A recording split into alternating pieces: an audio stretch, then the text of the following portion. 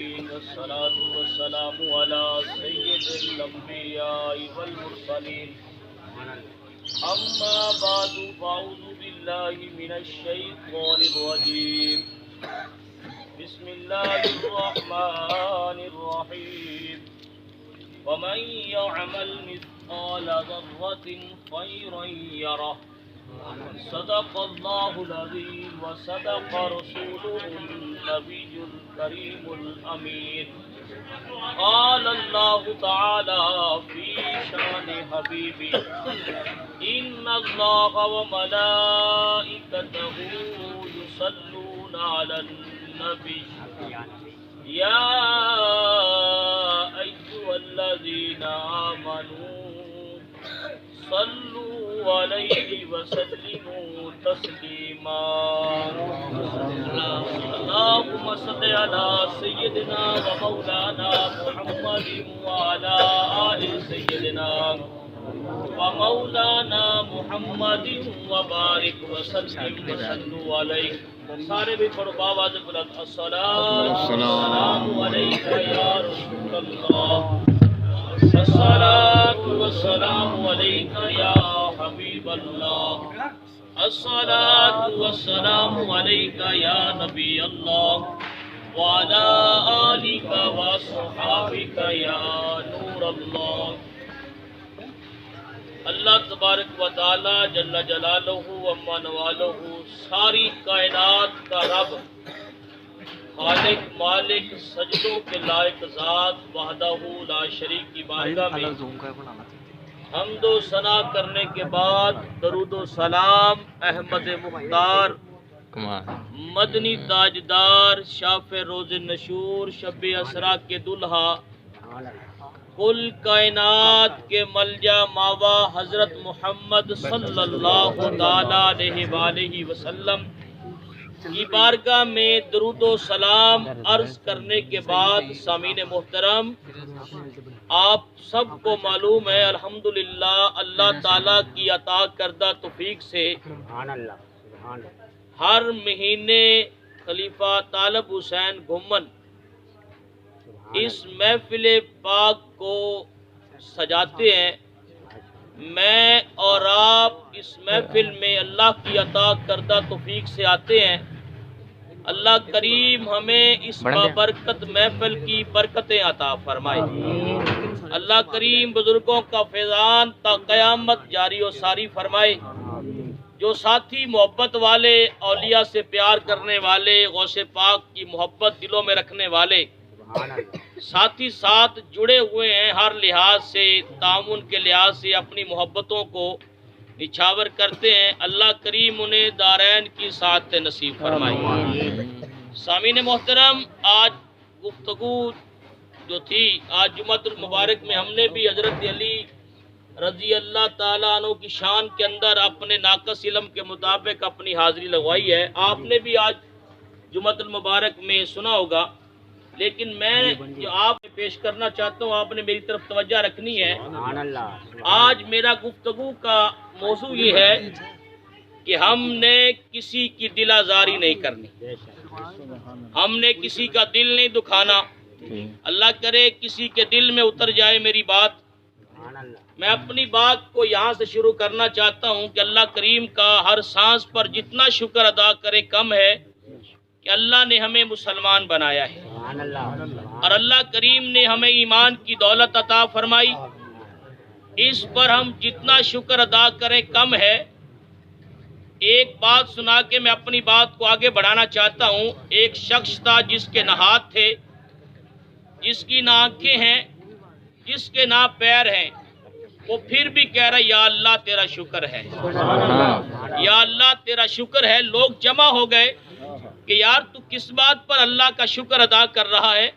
ہاتھ تیرے نہیں پیر تیرے نہیں آنکھیں تیری نہیں ہیں تو پھر بھی کہہ رہا یا اللہ تیرا شکر ہے عیسیٰ علیہ السلام آ گئے کہ لوگ کیوں جمع ہیں لوگوں نے بتایا نہ اس کے ہاتھ ہیں نہ اس کے پیر ہیں نہ آنکھیں پھر بھی کہہ رہا یا اللہ تیرا شکر ہے حضرت عیسیٰ علیہ السلام نے فرمایا بھی کس بات پر تو اللہ کا شکر ادا کر رہا ہے اس نے جو جواب دیا وہ سننے والا ہے نے کہا کیا ہوا؟ میری آنکھیں نہیں ہیں تو کیا ہوا؟ میرے ہاتھ نہیں تو کیا ہوا؟ میرے پیر نہیں تو کیا ہوا؟ میں اس بات پر شکر ادا نہ کروں کہ اتنے کافروں میں اللہ نے مجھے ایمان کی دولت عطا فرمائی۔ اللہ نے مجھے ایمان دیا۔ ایمان بہت بڑی دولت ہے، بہت بڑی دولت ہے۔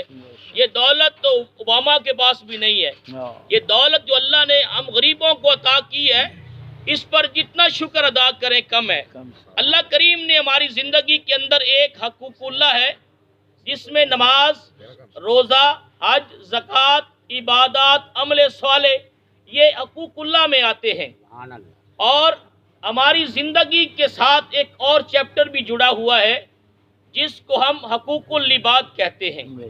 اور اگر بندہ سچے دل سے توبہ کر لے اللہ کی بارگاہ میں، اگر کوئی کمی رہ گئی، کمی کوتاہی نمازوں کے اندر، اگر سچے دل سے مرنے سے پہلے بندہ اللہ کی بارگاہ میں توبہ کر لے تو اللہ کی رحمت سے امید ہے کہ اللہ اپنا حق معاف فرما دیتا ہے۔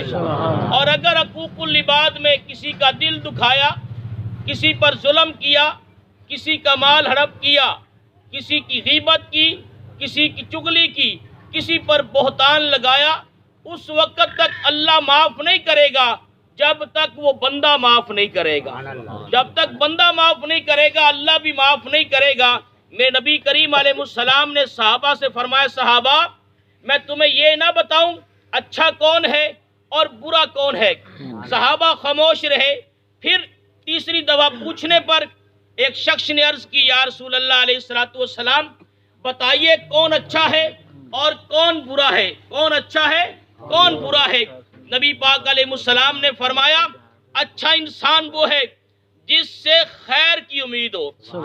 تنہائی میں ہے تو خیر کی امید، خوشی غمی میں ہے تو خیر کی امید، یعنی خیر ہی خیر اس سے ملے، شر کی امید نہ ہو۔ اور برا انسان وہ ہے، برا انسان وہ ہے، میرے نبی نے فرمایا کہ جس سے خیر کی امید نہ ہو۔ کئی بندے ایسے ہوندے نے انہوں کو خیر کی امید ہی نہیں ہوندی، خیر کی امید ہی نہیں ہوتی، شر کی امید ہوتی ہے۔ تو میرا بھائی، ہمیں اپنی زندگی دنیا کے اندر جو گزارنی ہے، اپنے معاملات کو ہم نے صاف ستھرا رکھنا ہے۔ میرے نبی کریم علیہ السلام نے فرمایا، اگر کوئی کسی مسلمان بھائی کو تنگ کرتا ہے، مسلمان بھائی کو تکلیف پہنچاتا ہے، تو میرے نبی کریم علیہ السلام نے فرمایا، اگر کوئی کسی مسلمان بھائی کو تکلیف دیتا ہے، اس نے اس کو تکلیف نہیں دی، اس نے مجھ محمد کو تکلیف دی ہے۔ اگر جس نے مجھ محمد کو تکلیف دی ہے تو اس نے اللہ کو تکلیف دی ہے۔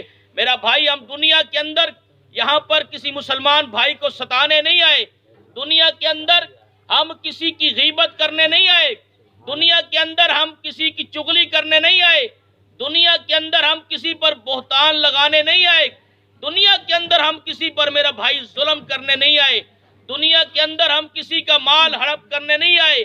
تو میرا بھائی، اگر کوئی کسی مسلمان بھائی کو تنگ کرتا ہے، اس پر ایک سخت وعید سنیں۔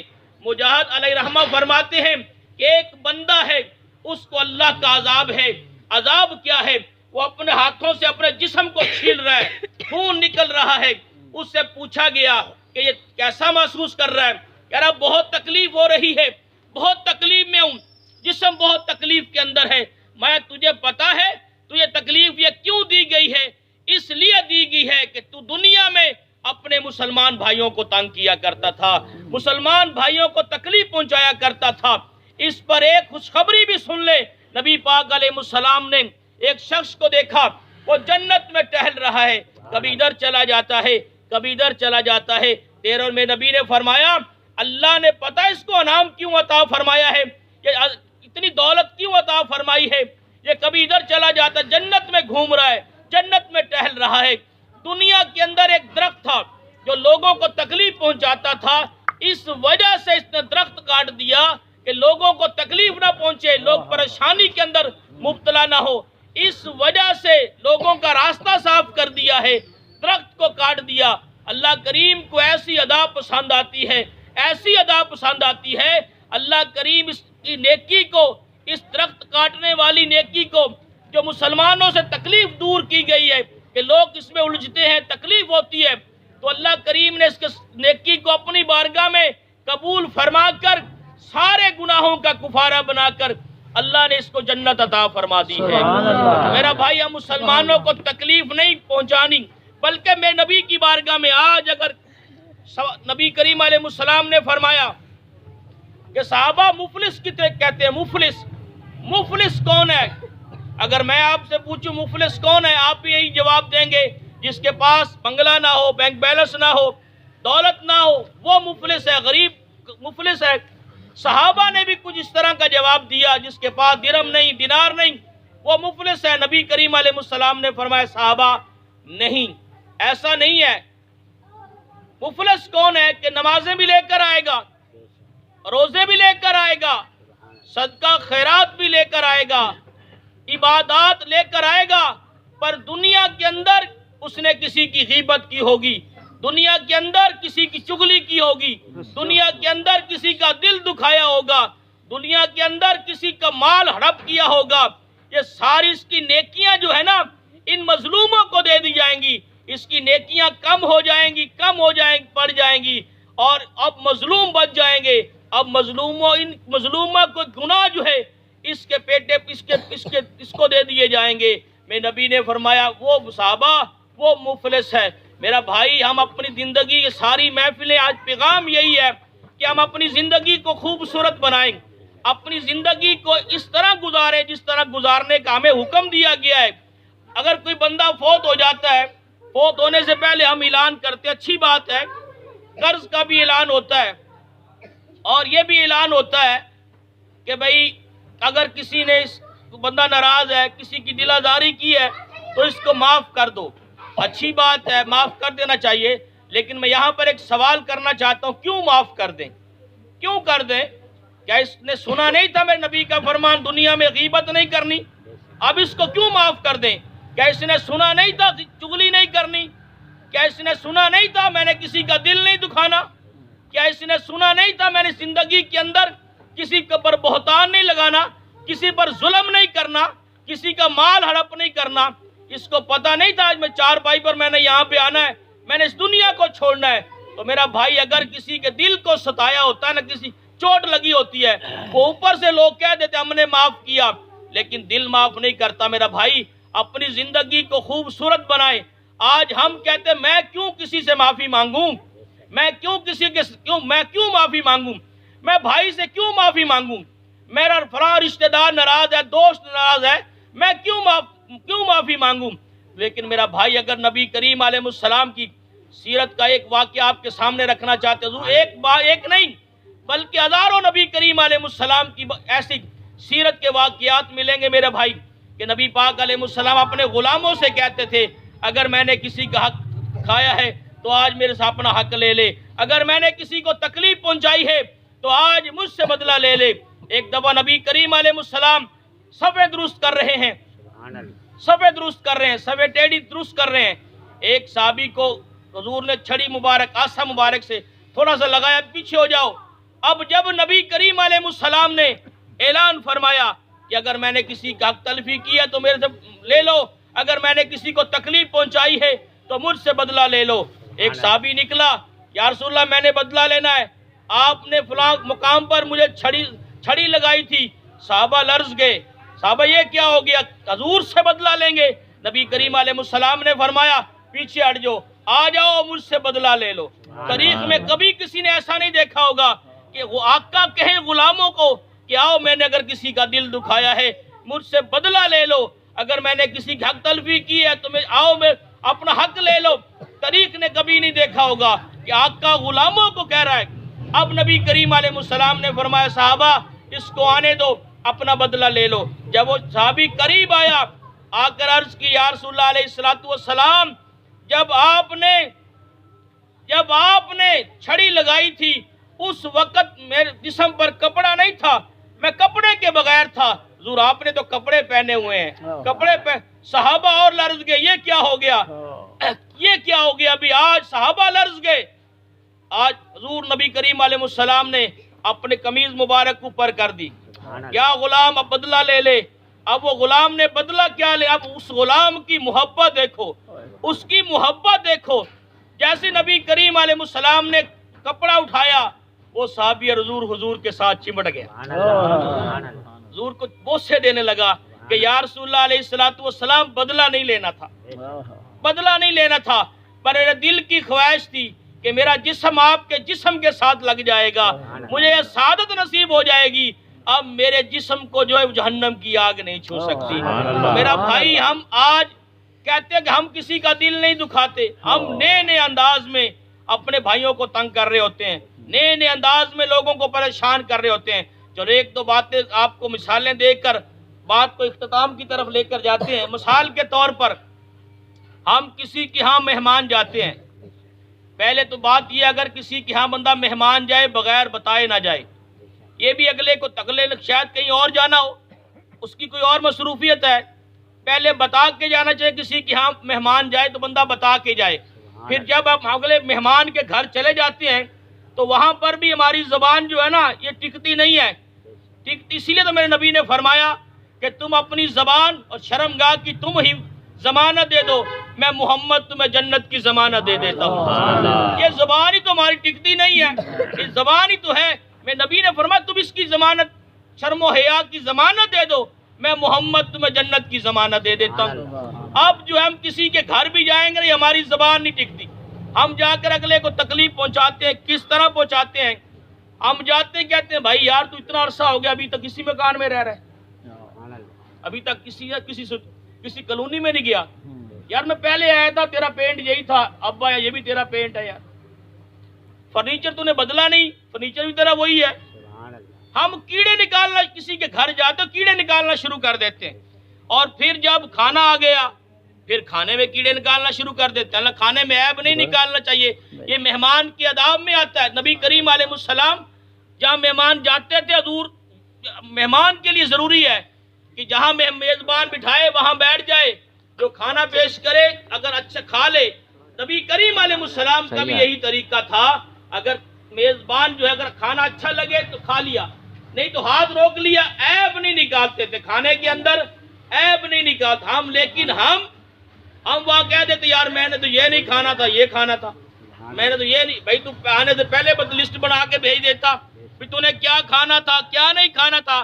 ہم نئے نئے انداز، ہم کہتے ہیں میں لوگوں کو تنگ نہیں کر رہا، لیکن ہمارا انداز، ہماری گفتگو، ہماری زبان ایسی ہوتی ہے کہ ہم اگلے بھائی کو پریشان تکلیف پہنچا رہے ہوتے ہیں۔ اسی طرح میرا بھائی پڑوسی، کیا ہم پڑوسی کو کس طرح تکلیف پہنچاتے ہیں، کس طرح تکلیف پہنچاتے ہیں؟ اگر کسی پڑوسی، ہم نے گھر کا فرش دھویا، سارا پانی گلی میں، ہمارے پڑوسی پریشان ہے، پڑوسی ہمارے پریشان ہے، تکلیف کے اندر ہے، ہمیں کوئی پتہ نہیں، کوئی فکر نہیں، راستے میں گزرنے والے پریشان ہیں، ہمیں کوئی ٹینشن نہیں کہ ہمارا ذہن اسلامی نہیں ہے، ہماری سوچ اچھی نہیں ہے۔ اسی طرح جو ہے، بلکہ اگر گھر کا مکان بنایا یا کوئی ایسا ہم نے کام کیا، مٹیریل سارا گلی میں پڑوسی کے گھر کے سامنے رکھ دیا، ہم نے نہیں سوچنا یار میری وجہ سے، مکان تو میں اپنا بنا رہا ہوں، بھائی مکان اپنا بنا رہا ہوں، میری وجہ سے میرا پڑوسی تو پریشان نہیں ہے، میری وجہ سے محلہ پریشان تو نہیں ہے، میری وجہ سے یار گزرنے والے لوگ پریشان تو نہیں ہے۔ اگر کسی بھائی نے محبت کے ساتھ بھی کہہ دیا یار تھوڑا سا سامان گزرنے میں مشکل پیش آ رہی ہے، لوگ تنگ ہو رہے ہیں، یار تھوڑا سا سامان یہ اینٹیں وغیرہ تھوڑا سائڈ پہ کر لو، ہم اسے پتہ کتنی محبت والا جواب دیتے ہیں، کتنی محبت والا جواب، کتنا پیارا جواب دیتے ہیں۔ اسی انہوں کہنے سڑک تیرے پیو دیا، سڑک تیرے پیو دیا، اس طرح کی زبان استعمال کرتے ہیں۔ تو میرا بھائی یہ پڑوسی کو تکلیف دینے والی باتیں۔ اور مالک بن دینار رحمت اللہ علیہ، ہمارے بزرگ، ہمارے اسلاف کی سوچ دیکھو کہ ہمارے بزرگ کے جو پڑوسی تھے کس طرح ہمارے اسلاف کی سوچیں تھی۔ ایک یہودی کا ساتھ مکان تھا، مالک بن دینار رحمت اللہ علیہ، یہودی کے پڑوس میں مکان لیا۔ اب یہودی نے دیکھا کہ بابا جی یہاں پر عالم دین کا کام، بابا جی یہاں پر اس بابا جی کا یہاں پہ کیا کام ہے؟ اب اس یہودی نے تنگ کرنا شروع کر دیا، پرنالے کے ذریعے گندگی جو ہے وہ بابا جی کے گھر، مالک بن دینار رحمت اللہ علیہ کے گھر گندگی پھینکتا رہا۔ ایک دن، دو دن، 3 دن گزر گئے۔ کافی دن گزرنے کے بعد اس نے سوچا یار یہ اچھا باب ہے، نہ کبھی گلا، نہ کبھی شکایت، نہ کبھی کسی نے کہا ہی نہیں بھی میں پریشان ہوں۔ کہنے لگا یار اس سے پوچھ تو لے، پوچھے تو صحیح، پوچھے تو صحیح بھی میری وجہ سے ایک تکلیف تو نہیں ہے؟ جب اس یہودی نے پوچھا بابا جی یہ آپ پریشان تو نہیں کر؟ نہیں پریشان، اس پرنالے کی وجہ سے آپ پریشان تو نہیں ہے؟ میں کوئی پریشانی نہیں ہے، میں گندگی آتی، کہتے گندگی آتی ہے میں اٹھا کے باہر پھینک آتا ہوں، بابا آپ کو غصہ نہیں آتا؟ میں جو اللہ کی رضا کے لیے معاف کر دیتے وہ اللہ کے پیارے پسندیدہ ہوتے ہیں۔ نے کہا گندگی بعد میں صاف پھینکنا، صاف کرنا، پہلے میرے دل کی گندگی صاف کر۔ کلمہ پڑھ کر جو ہے ایمان کی دولت نصیب ہو گئی۔ ہمارے بزرگوں اسلاف سے اخلاق سے لوگ متاثر ہو کر کلمہ پڑھ لیتے تھے، لیکن ہمارا پڑوسی ہمارے شر سے محفوظ نہیں ہے، ہمارا پڑوسی ہماری حرکتوں سے، شرارتوں سے میرا بھائی محفوظ نہیں ہے، شرارتوں سے محفوظ نہیں ہے، بلکہ غالباً امام محمد کے بارے میں آتا ہے، امام محمد کے بارے میں آتا ہے کہ آپ کے جو ہے نا جب آپ کا جنازہ اٹھا لوگ در ذوق جنازے کے اندر شریک ہوئے، وہاں غیر مسلم بھی رہتے تھے، انہوں نے کہا یار بابا جی نے بڑی اچھی زندگی گزاری ہے، ساری زندگی اچھی زندگی گزار کر گئے ہیں، چلو یار جاتے ہو ہم بھی کندھا دے دیتے ہیں بابے کو۔